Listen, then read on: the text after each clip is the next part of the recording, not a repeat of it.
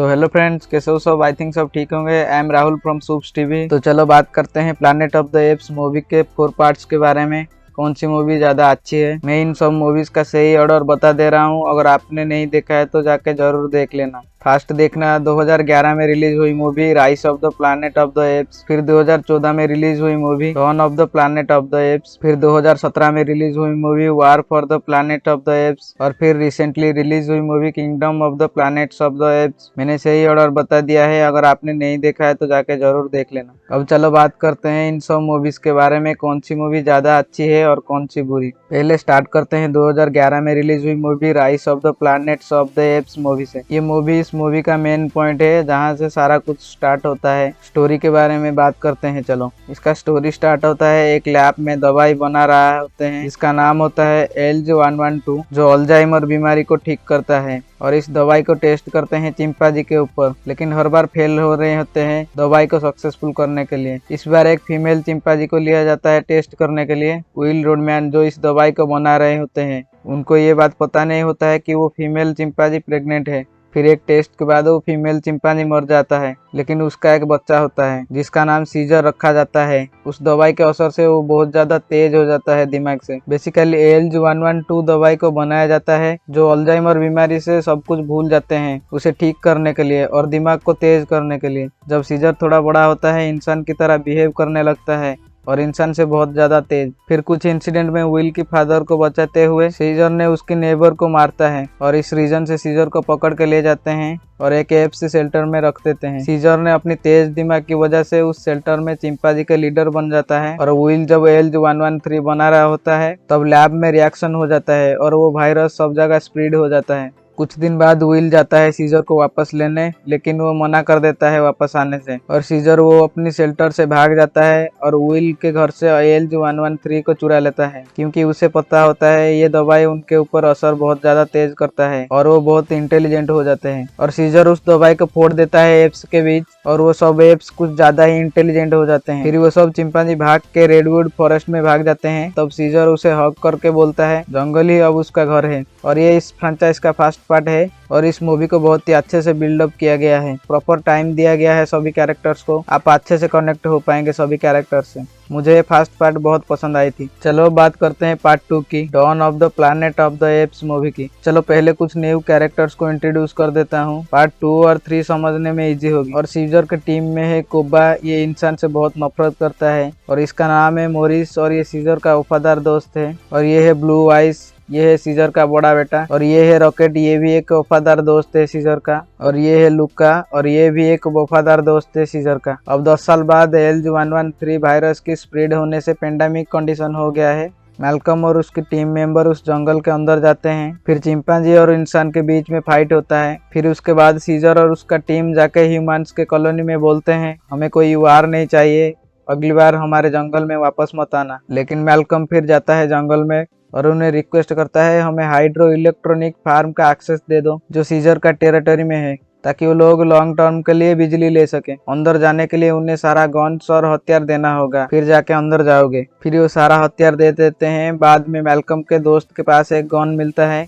फिर वो सीजर भड़क जाता है और उन्हें जाने के लिए बोलता है। फिर सीजर का वाइफ को बीमार होता है। फिर मैल्कम के वाइफ ही उसे मेडिसिन दे के बचाता है। फिर सीजर उन्हें एक और दिन चांस देता है रहने के लिए। और फिर कोबा को पता चलता है कैसे ह्यूमंस प्रिपेयर हो रहे हैं चिंपांजी को मारने के लिए। ह्यूमंस के पास बहुत सारा हथियार है। फिर कोबा सीजर के पास जाता है और बोलता है तुम सिर्फ ह्यूमन से प्यार करते हो, इन चिंपांजियों से नहीं। फिर सीजर को गुस्सा आता है, वो कोबा को पेलता है, मेरा मतलब उसे मारता है। फिर कोबा वहां से भाग जाता है। फिर कोबा ह्यूमन शेल्टर में जाके उनके गन्स चुरा लेता है और वापस आके चुपके से सीजर को गोली मार देता है और सीजर का घर को भी आग लगा देता है। और कोबा इसी तरह गद्दारी करके लीडर बन जाता है और ये बोल देता है उन एप्स को कि ह्यूमंस ने मारा है सीजर को। और फिर कोबा ह्यूमंस पे हमला कर देता है उनके शेल्टर में जाके, और जो सारे सीजर के वफादार थे उन्हें जेल में बंदी बना दिया जाता है। फिर मैल्कम को जंगल में सीजर पड़ा हुआ मिलता है, वो भी जिंदा होता है। फिर मैल्कम सीजर को लेके एक सेफ जगह पे ले जाता है जहाँ पे सीजर पहले रहता था विल के साथ। सीजर मैल्कम को कोबा के बारे में बताता है कैसे ये काम कोबा ने किया है। फिर मैल्कम चुपके से ह्यूमन शेल्टर में जाता है सीजर के लिए मेडिसिन लाने के लिए और साथ में ले आता है ब्लू आइस को भी।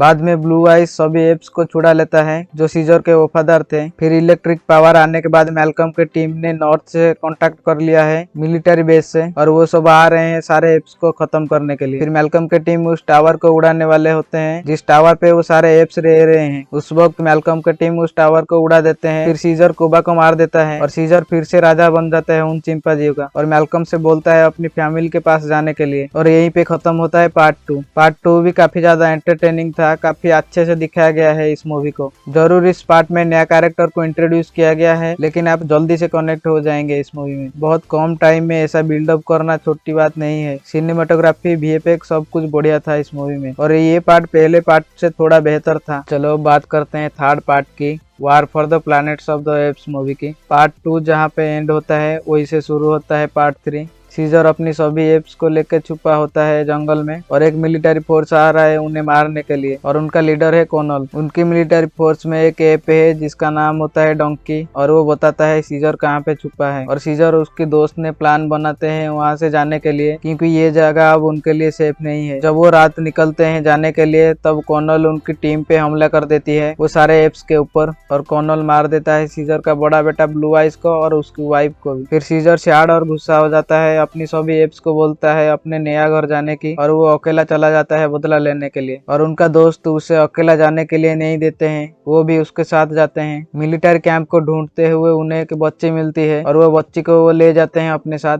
आगे जाके वो सब एक ऐप से मिलते हैं जिसका नाम होता है बैड एप्स, और वो बताता है सीजर और उसकी दोस्त को मिलिट्री कैंप कहाँ है। फिर सीजर पे हमला होता है, वहीं पे लुका का डेथ हो जाता है। गुस्से में सीजर बोलता है ये मेरा जंग है, मैं अकेला जाऊंगा, तुम सब भाग जाओ नया घर की ओर। फिर सीजर अकेला जाता है कैंप की ओर। जाते हुए सीजर को पकड़ लेते हैं और उसे प्रिजन में बाकी एप्स के साथ बांध के काम पे लगा दिया जाता है। फिर जब सीजर को कॉर्नल के पास लाया गया, तब पता चला मिलिट्री फोर्स एप को मारने के लिए नहीं बल्कि कॉर्नल को मारने के लिए आ रहे हैं, क्योंकि वायरस के असर से बंदर इंसान की तरह बनते जा रहे थे, और वहीं पे इंसान बनते जा रहे थे जानवर की तरह। और कॉर्नल इन्फेक्टेड लोग को मारते हुए वहां तक पहुंचा है, और इसीलिए मिलिट्री फोर्स उसके पीछे लगी है उसे मारने के लिए। और इसीलिए कॉर्नल उन एप्स को काम पे लगा के बना रहा होता है एक दीवार, जिसे वो मिलिट्री फोर्स को रोक सके। और दूसरी तरफ सीजर के दोस्त देखते हैं दूरबीन से कैसे सीजर को बांध के रखे हैं बिना खाना पीना दिए। वो लड़की उन्हें जो रास्ते में मिला था उसका नाम है नोवा। फिर नोवा चुपके से उनके पास जाता है, उसे पानी और कुछ खाना देता है,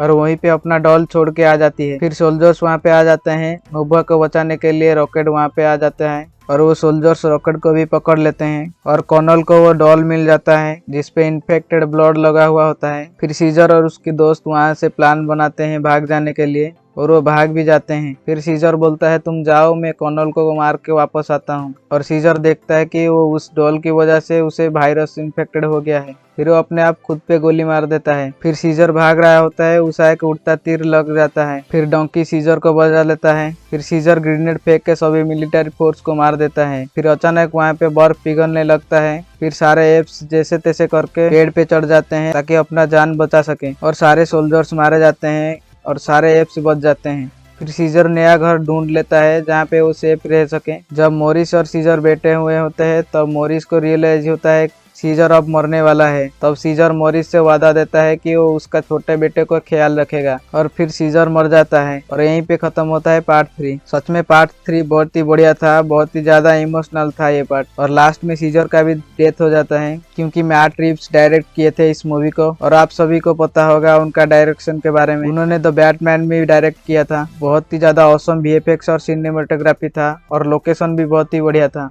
चलो अब बात करते हैं पार्ट 4 की, जो कि अभी रिसेंटली रिलीज हुई है, kingdom of the Planet of the Apes movie के बारे में। मैं लास्ट में बताऊंगा मुझे कौन सी पार्ट ज्यादा अच्छी लगी। हालांकि सभी पार्ट्स अच्छी थी, लेकिन मुझे कौन सी ज्यादा अच्छी लगी बताऊंगा। इस मूवी की कहानी स्टार्ट होती है 300 साल बाद, जहाँ पे सब कुछ बदल चुका है, और वो सारे एप अब सब मिलकर रह रहे हैं। जिस तरह सीजर के टाइम पे रहते थे ठीक उसी तरह रह रहे हैं। और फिर इंट्रोड्यूस होता है एक नया कैरेक्टर का, जिसका नाम होता है नोआ। नोआ उन जंगल में रहने वाला एप का लीडर का बेटा होता है और हमें नोआ के दोस्त को भी इंट्रोड्यूस किया जाता है जिनका नाम होता है अनाया और सुना। और हम मूवी में देखते हैं कैसे नोआ, अनाया और सुना बाज के अंडे ढूंढते हैं और जब उनके एक एक अंडा मिल जाता है फिर वो घर वापस आते हैं, क्योंकि उनके किला में अब रूल चेंज हो चुका है। वो बाज का अंडा लाते हैं ताकि उस अंडे से बच्चा पैदा कर सकें और उसको ट्रेनिंग देकर अपनी पालतू बना सके, क्योंकि उनके किला में जो जवान हो जाता है उसे ये सब करना पड़ता है। और वो सब उन बाज को कंट्रोल करने के लिए एक स्पेशल टाइप का गाना गाते हैं। जो कबीला का लीडर होता है उसे ये गाना बहुत अच्छे से आता है। और एक लड़की भूखा होता है, खाना ढूंढते हुए नोआ का अंडा फोड़ देता है और फिर से नोआ एक और बार जंगल में जाता है फिर से एक अंडा लाने की। जब नोआ जाता है अंडा लाने की तब रास्ते में देखता है उनकी कबीला का 2 बंदर बहुत ही बुरी हालत में पड़े होते हैं। जब नोआ पूछता है ये सब किसने किया है,